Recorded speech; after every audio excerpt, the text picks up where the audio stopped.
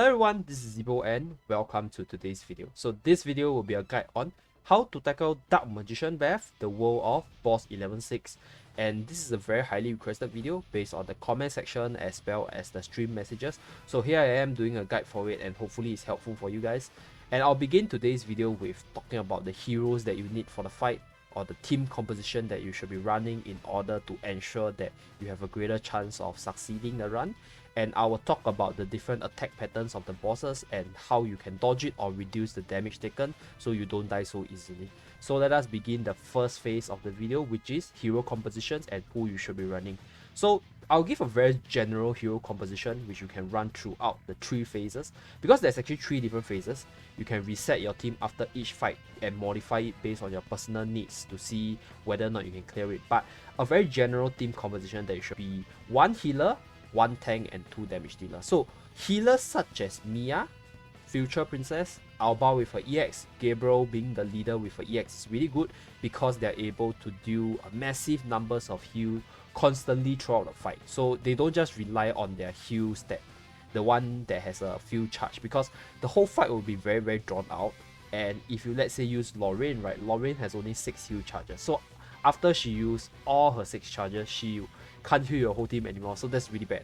You want healers such as Mia, Future Princess that can heal when they attack, right? You also want Mia for her chain skill. So Mia and Future Princess are like the 2 best unit for this fight because they have consistent heal. So you just need to focus on dodging and not dying, and they can heal you up if you activate your chain. So they are really good for this fight. Other units such as Gabriel, Alba is also really good because Alba with her EX weapon can also heal when she attacks, and Alba actually has a heal on her chain skill as well, so she's also very good as a healer.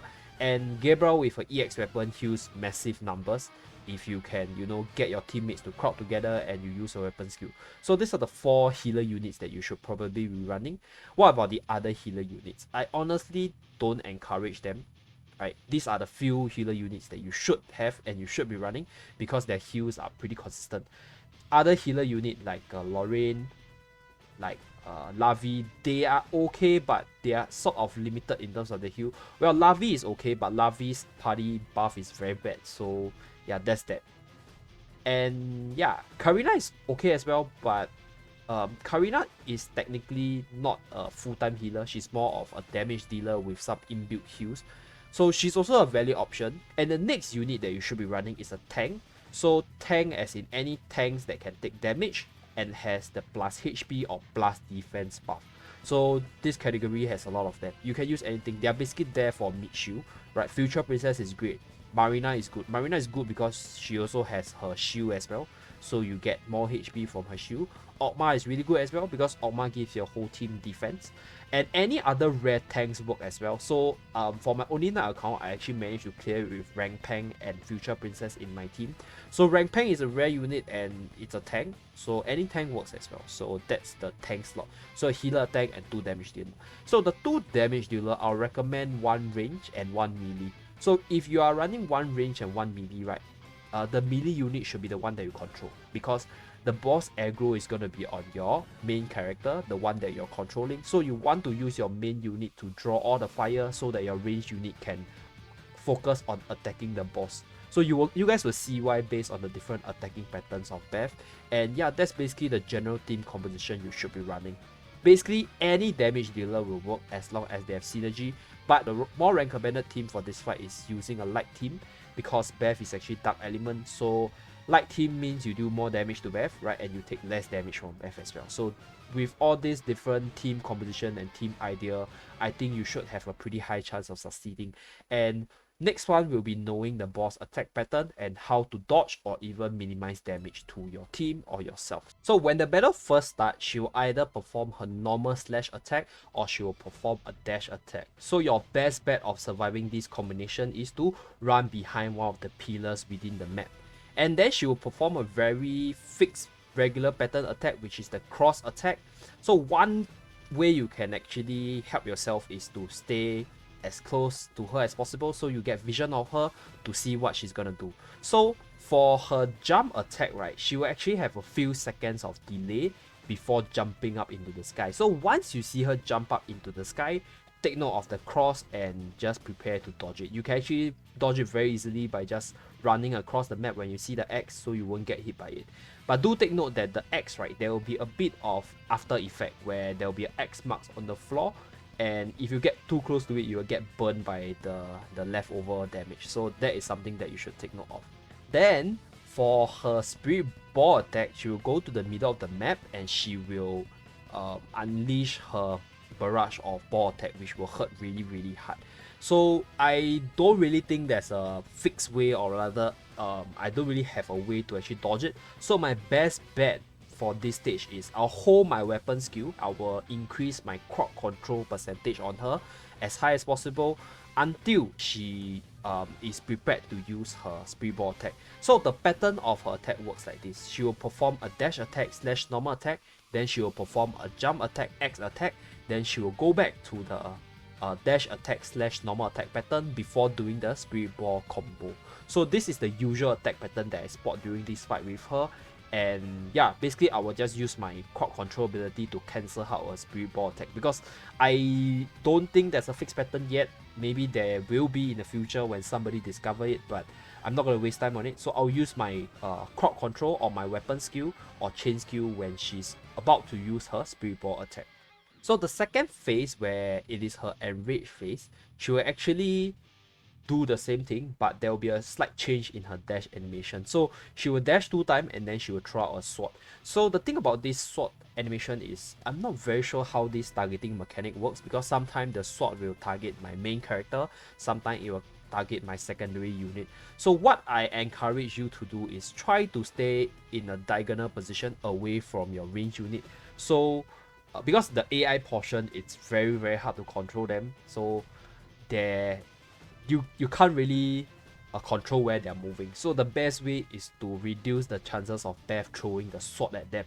And I think the best way is just to run in a diagonal manner, because let's say if the sword attack on the third attack targets you, you can run away from it. But if it targets your teammate, because you are diagonal away from them, they probably will be much further away from Beth, so they won't get hit by that. So that's my take on it, but I don't know whether or not your units will work. I will encourage unit that has pretty long range so that they can keep a distance from Beth, because honestly speaking, I really don't know how the AI works. Sometimes they can just walk up to you even though they are a range unit. They can do melee stuff and they can act dumb, so that's something that we cannot control.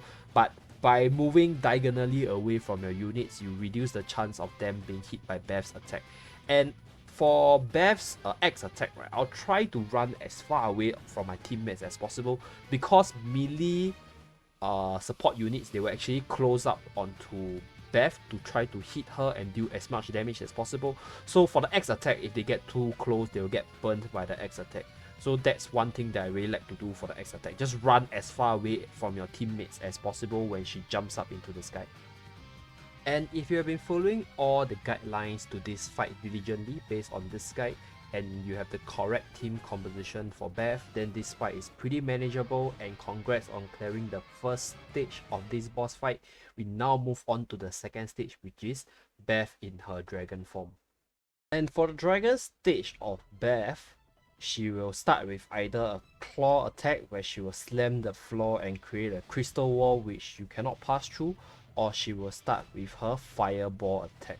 So for the ice wall attack, it's very hard to dodge, because she will actually follow you for the first 3/4 of the attack duration before slamming the floor and creating the ice wall. So there's actually a way which I discovered you can dodge it, and that is to stare at the attack timer in the middle where the head is. When the timer reaches slightly above the 3/4 mark of the sword, right, she will actually stop targeting you, and that's where you can run out from her homing targeting and probably dodge the ice wall attack. So that's one way you can do it. But in most cases, you'll still get hit, so prepare to heal up if you get hit by that. And for the fireball attack, it's similar to the crystal wall attack. It will actually target you for the first 3/4 of the action bar before throwing out a fireball. So once it reaches the 3/4 of the action bar, you can actually run away from the targeting spot, right, and then run back to the center, because after the fireball lands, it will create two or three rings of fire, which will spread out similar to the Archfiend's ring of fire attack. And to minimize your support units or your other units from dying, I advise you to keep your main characters as far away from your team as possible, because the AI are pretty dumb sometimes and they will die. But this whole fight, Beth's dragon AI will be targeting the main character, so you can safely say that your support characters are pretty safe if they don't do dumb stuff. Although there's one attack which they might still get hit, which is the landmine attack, which I'll talk about later.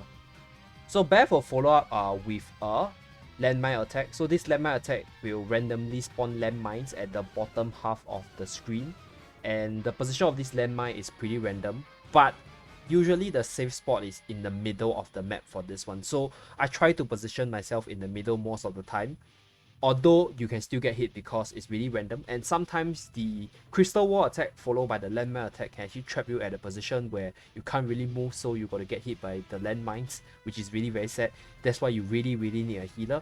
And together with the landmine attack is a scratching attack, so both this attack really hurts, but it's dodgeable, so try to dodge it if you can.